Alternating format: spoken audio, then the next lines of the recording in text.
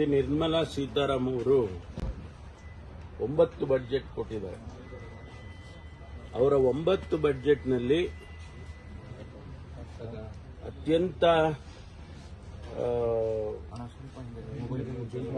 ಕೆಟ್ಟ ಬಜೆಟ್ ಅಂತ ಹೇಳಕ್ ಹೋಗೋದಿಲ್ಲ ನಾನು. ವೀಕೆಸ್ಟ್ ಬಜೆಟ್ ಅಂದ್ರೆ ಈ ಬಜೆಟ್. ನಾವು ಅನೇಕ ನಿರೀಕ್ಷೆಗಳನ್ನು ಮಾಡಿದ್ದೇವೆ. ಬರೀ ಕರ್ನಾಟಕದ ಅಷ್ಟೇ ಅಲ್ಲ, ದೇಶದ ಪ್ರಗತಿಗೋಸ್ಕರ ಅನೇಕ ನಿರೀಕ್ಷೆಗಳನ್ನ ಜನಸಮುದಾಯ ಮಾಡಿತ್ತು. ಅದೆಲ್ಲ ಹುಸಿಯಾಗಿದೆ. ಹಿಂದೆ ಎಲ್ಲ ಬಜೆಟ್ಗಳನ್ನ ಕೃಷಿಗೆ ಪ್ರಾತಿನಿಧ್ಯ ಕೊಡ್ತಾ ಇದ್ರು. ಯಾಕೆಂದ್ರೆ ಹೆಚ್ಚು ಜಿಡಿಪಿಗೆ ಕಾಂಟ್ರಿಬ್ಯೂಟ್ ಆಗೋದೇ ಕೃಷಿಯಿಂದ. ಅದಕ್ಕೆ ಹೆಚ್ಚು ಒತ್ತು ಕೊಡೋರು, ಕೈಗಾರಿಕೆಗೆ ಒತ್ತು ಕೊಡೋರು.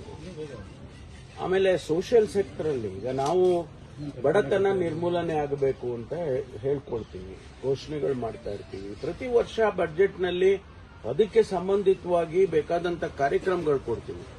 ಈಗ ಉದಾಹರಣೆಗೆ ಎಂಪ್ಲಾಯ್ಮೆಂಟ್ ಗ್ಯಾರಂಟಿ ಕೊಟ್ಟಿದ್ದೇನಕ್ಕೆ?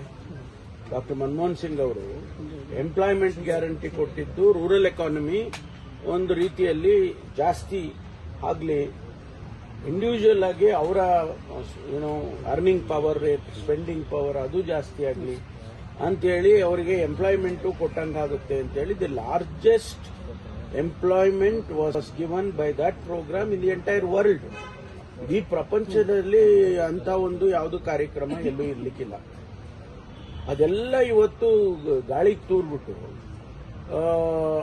ಇಡೀ ಸಮುದಾಯಕ್ಕೆ, ಇಡೀ ದೇಶಕ್ಕೆ ಒಂದು ರೀತಿಯಲ್ಲಿ ಅವರು ಒಂದು ನಮಗೆ ಬಹಳ ನಿರಾಸೆಯನ್ನು ಮಾಡಿದ್ದಾರೆ. 53.5 ಲಕ್ಷ ಕೋಟಿಯಲ್ಲಿ 16 ಲಕ್ಷ ಕೋಟಿ ಸಾಲ, 16 ಲಕ್ಷ ಕೋಟಿ ಸಾಲ. ನಮಗೆ ಹೇಳ್ತಾರೆ ಇಲ್ಲಿ ಅಸೆಂಬ್ಲಿಯಲ್ಲಿ, ನೀವು ಸಾಲ ಮಾಡಿದ್ರೆ ಸಾಲ ಮಾಡಿದ್ರಿ. ಅಷ್ಟು ಸಾಲ ಮಾಡಿಕೊಂಡು ಏನು ನಾವು ಜನಸಮುದಾಯಕ್ಕೆ ಕೊಟ್ಟಿದ್ದೀರಾ ನೀವು ಅಂತ ಹೇಳಿ ಪ್ರಶ್ನೆ.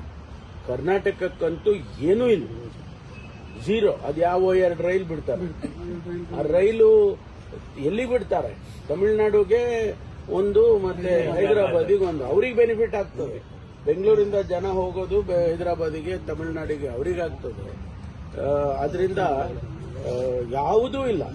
ಕರ್ನಾಟಕಕ್ಕಂತೂ ಯಾವುದೂ ಕೂಡ ನಮಗೆ ಹೇಳ್ಕೊಳ್ತಕ್ಕಂಥದ್ದು ಒಂದೇ ಒಂದು ಸಿಂಗಲ್ ಪ್ರೋಗ್ರಾಮ್ ಕೊಟ್ಟಿಲ್ಲ. ನಮಗೆ ನೀರಾವರಿ ಕೊಡಬೇಕಿತ್ತು, ನಮಗೆ ಇನ್ಫ್ರಾಸ್ಟ್ರಕ್ಚರಿಗೆ ಕೊಡಬೇಕಾಗಿತ್ತು, ಅಗ್ರಿಕಲ್ಚರ್ ಸೆಕ್ಟರ್ನಲ್ಲಿ ಇಡೀ ದೇಶಕ್ಕೆ ಕೊಡಬೇಕಾಗಿತ್ತು. ಯಾವುದು ಕೊಡದೇನೆ ಸುಮ್ಮನೆ ಇದು ಒಂದು ಬಜೆಟ್ ಅಂತ ಕರಿಬೇಕಾ? ಇದನ್ನ ಸೆಲೆಬ್ರೇಷನ್ ಮಾಡ್ತಿದ್ಯಲ್ಲ, ಯಾವ್ದನ ಕಡಿಮೆ ಮಾಡಿರೋದ್ ಲಿಸ್ಟ್ ನೋಡಿದ್ರ? ಬೆಂಕಿಪಟ್ಟಣ, ಪ್ಲಾಸ್ಟಿಕ್ ಇಂಥವಕ್ಕೆ ಕಡಿಮೆ, ಔಷಧಿಗಳಿಗೆ ಇವಕ್ಕೆಲ್ಲ ಸ್ವಲ್ಪ ಮಾಡರೇಟ್ ಆಗಿ ಮಾಡಿದ್ದಾರೆ. ಆದ್ರೆ ಈ ಪ್ರೋಗ್ರಾಮ್ಸ್ ಕೊಡಬೇಕಲ್ಲ. ನಾವು IITಗಳು ಎಕ್ಸ್ಪೆಕ್ಟ್ ಮಾಡಿದ್ದೋ, IIMಗಳು ಎಕ್ಸ್ಪೆಕ್ಟ್ ಮಾಡಿದ್ದೋ. ಎಜುಕೇಶನ್ ಸೆಕ್ಟರ್ನಲ್ಲಿ ಇಷ್ಟು ವೇಗವಾಗಿ ಶಿಕ್ಷಣ ಬದಲಾವಣೆ ಆಗ್ತಾ ಇದೆ ಪ್ರಪಂಚದಲ್ಲಿ, ನಮ್ಮನ್ನ ಹಿಂದೆ ಕಿಟ್ಬಿಟ್ರೆ. ನಾಟ್ ಓನ್ಲಿ ಎಜುಕೇಶನ್ ಸರ್, ಹೆಲ್ತ್ನು ಸೇರಿ ನಿಮಗೆ ಏನ್ ಎಕ್ಸ್ಪೆಕ್ಟ್ ಮಾಡಿದ್ರಿ? ಏನಿಲ್ಲ, ನಾ ಹೇಳಿದ್ಮೇಲೆ IIMs ಎಕ್ಸ್ಪೆಕ್ಟ್ ಮಾಡಿದ್ದು ಕೊಡ್ಲಿಲ್ಲ ನಮ್ಗೆ.